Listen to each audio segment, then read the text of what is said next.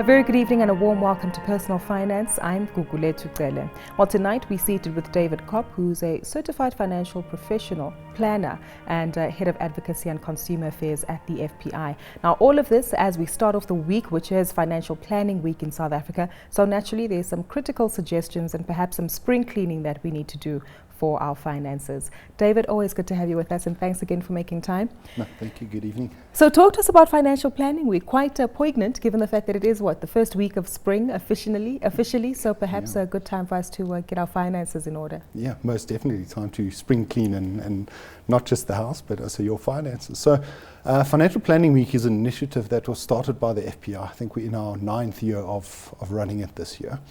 And it's really an opportunity for consumers to engage with financial planners with no obligation. So many of our members open up their practices to offer free face-to-face financial consultations, as well as run educational workshops, so that members of the public can really start experiencing what financial planning is all about without the fear that somebody's going to try to sell them a product or get them to buy something. It's pure, no obligation. Come in there, talk to financial planners, and chat about things that are worrying you. From your financial viewpoint, whether that be from putting your budget together, how I'm going to pay off my debt, or what I need to do to plan for one day when I no longer want to work. I'm glad you mentioned that a lot of these meetings are obligation free, because sometimes for South African consumers that's the concern as to what's the pitch, what are they going to sell me, or what are they trying to get me tied to. But firstly, how do we find these FPI professionals? And then we'll get into what we actually need to be asking them, especially for someone who'll be meeting a CFP for the first time, and the key questions that need to be asked in that conversation. Okay, so for Financial Planning Week, we've got a dedicated website called, and it's financialplanningweek.co.za. If that's a bit long to type in, you can go to the fpi.co.za website and connect to Financial Planning Week through that. And in that, we've listed all the members who are actually participating in the week and who are offering these sessions available to the consumer and the public. So they open up their doors, I get invited, I sit down, I request my tea, coffee or water, and what do I say to this CFP professional? Well, the first thing about engaging with financial planners, and this is a perception that we're trying to change in South Africa, financial planning is not about buying a financial product. It's about putting a financial strategy in place for you to meet your life and financial goals at the end of the day. So first, before you go into the consultation, understand what your goals might be. Yes, during the conversation, you're going to have a bit more in-depth discussions about it, and the planner might help you realize what your goals are if you don't know what they are. But have a bit of a thought beforehand and say, what do I actually want to achieve in my life, and particularly what finances I might need to do that. And that's the starting point of the conversation. It's about you and your goals, what you want to achieve. Is there any particular vetting process that needs to be employed here, especially when looking to select the right financial planner? Some people might have preferences. Is that something to be considered? Yeah, so one of the important things from our viewpoint is number one, check their qualifications, check their experience. It's important to understand what their qualifications and experience is, because you want to deal with someone who's had some experience in dealing with a matter that might be close to your heart or dealing with goals to your heart. And then the qualifications are quite important too. As the FPI, we advocate for dealing with a professional financial planner, so somebody who holds the certified financial planner designation. And that should be at the end of their name, or that somewhere in the company at the end representation. Of the name, in the company representation. They might have a little blue flame logo, which is the CFP professional logo. Because the important thing about the professionality is that not only have they gone through a process of demonstrating experience, meeting our high education levels, which is a postgraduate level qualification that they are required to achieve, but there's also a code of ethics that they voluntarily subscribe to. So they said, we will abide by the code of ethics, which first and foremost puts the consumer's interests above the financial planner's own interest. And that's quite important for us too. Your financial planner, it's a relationship that you're building, and that's what financial planning is about. It's not a once-off, let me go in there, get a product, get something from them. It's building that long-term relationship in terms of getting your guide and your coach who's going to help you achieve your goals, whether that be a 1-year goal or a 50-year goal. And that's the attitude that you must go into when choosing a planner, making sure that it's someone you want a relationship with and that you can work with going forward, and who is going to be there to hold your hand and guide you as needed. David, I'm glad that you mentioned that, especially understanding your goals, because there's also a perception that financial planners help people who have money. So again, that raises the question, if I'm someone who's just started out in the corporate environment and it's the month of September, am I the ideal candidate to actually go in? And on the other spectrum, some people might feel that if you're a CEO of a company, people assume that you have your finances in order. But again, there might be some shame with regard to admitting that actually, I don't know how to budget. So I think the most important time to actually deal with a financial planner is when you're starting to develop your money habits, when you're starting to develop your plan. Let's think about the nice thing that we all do. We all want to go on holiday somewhere. Okay. So you don't just rock up at the airport and ask to book a plane ticket and hope you get somewhere. You've got to plan where you want to go. You've got to plan, how am I going to get there? And then, yes, you start putting your budget together. So, you know, can I stay in that 5-star hotel, or do I need to use a backpacker? And there are CFP professionals who deal with all walks of life. So it's not necessarily saying I can only deal with a CFP professional when I have money. It's when I'm building that, when I'm accumulating, when I'm getting to a place, that's when it's most important to engage with a financial planner and make sure that you get on the right path from the beginning. Because we all know to break bad habits once we've developed them is quite difficult to do.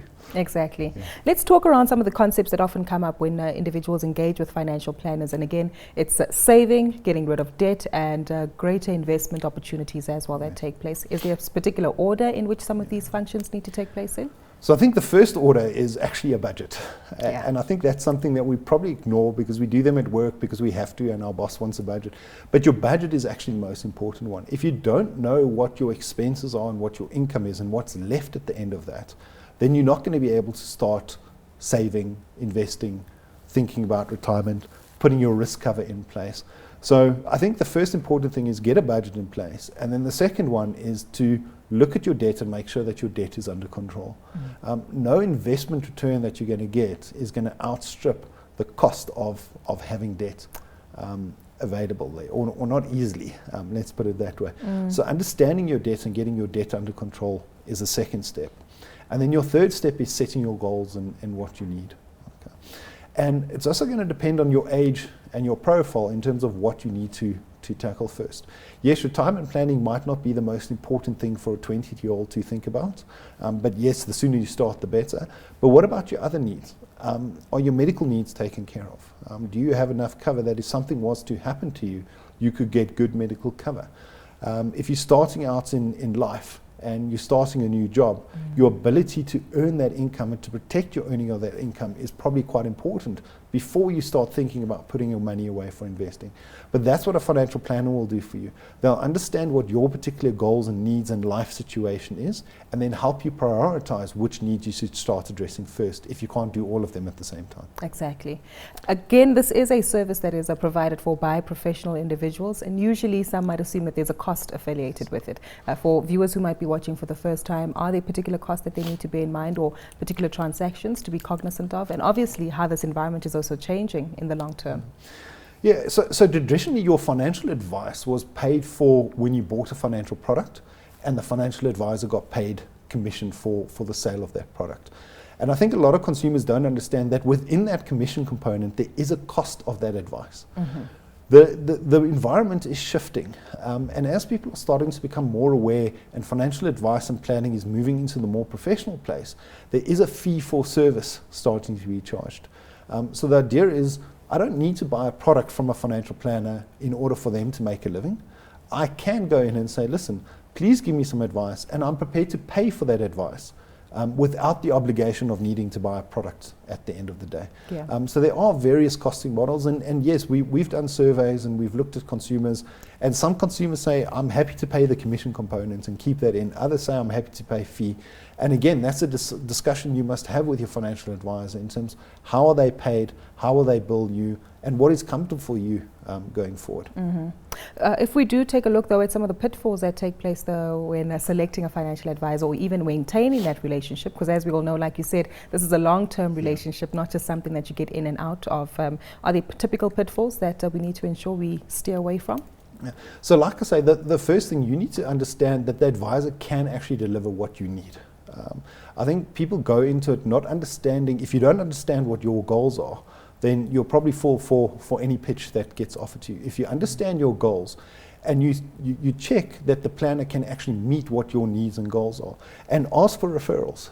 Okay? So even if it's not from your friends and family, as you say, when you engage with a financial planner, say, are there clients who I can speak to who you've dealt with or who have dealt with a similar situation than me, and I can ask them what they think of you. Wow. And the planner should be willing to offer those referrals up. Exactly. And is it ever too late or too early to either end a relationship with a financial planner and seek someone else for advice, or actually still seeking that relationship with a financial advisor, even if it is in your 40s? No, definitely not. Obviously, the earlier you start, the better off it's going to be for you, because you can then develop that plan and make sure that you stick to your strategies, and the likelihood of you meeting your goals will be much higher. But if you haven't started, then today is the best time to start. And then yes, in terms of ending the relationship, you, as a consumer, you must understand you're in control of that relationship.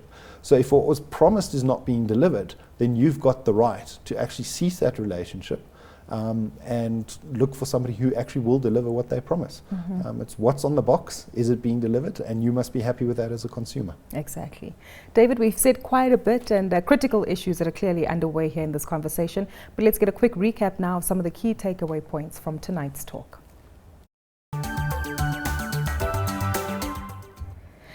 David, again, coming back to the focus, which is Financial Planning Week, what are the key considerations that viewers need to bear in mind, not only for this week, but hopefully when it comes to the financial planning environment? So I think at any time is don't be scared to pick up the phone and start talking to a financial planner. And I'm not saying go with the first person you talk to, interview one or two, but particularly in this week, use the week to engage with our members who are willing to give free advice, free consultations, so that you can get a taste and a feel for what a financial planner actually does.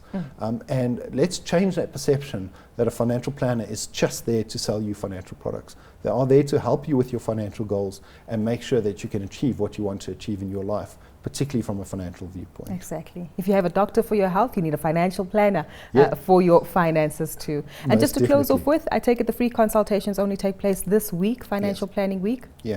So during this week, there's a particular focus on it. It's not to say that it only happens during this week. So particularly our education workshops, we run them throughout the year. So if you want to engage and get a workshop together, anywhere where we can get a group of people together, if it's a church group, employer group, if it's out at your sports fields and you want us to come and talk to you about financial planning, those education workshops happen all the time. Again, we've got members who do offer up their services to people who may not be their clients, but who do need that extra push and help. So we do offer on a pro bono basis consultations, but it is concentrated during this week, and you'll more likely find someone during this week from a consultation viewpoint. But financial education, that's something that's key to the FPI and our members, and we do that throughout the year. Fantastic. David, thank you so much for your time today and for providing us with more insight. Again, more details are available on the FPI website for you to get clarity on some of the educational seminars and identifying which CFPs you can consult with. A big thank you once more to David Kop, who is a certified financial planning professional and head of advocacy and consumer affairs at the FPI. That's where we leave it for tonight. Do join us again next time, and remember to tweet us and share your comments and feedback with us at CNBC Africa using the hashtag Finance410 or to myself at Gugulethu Cele. Until next time, it's goodbye for now.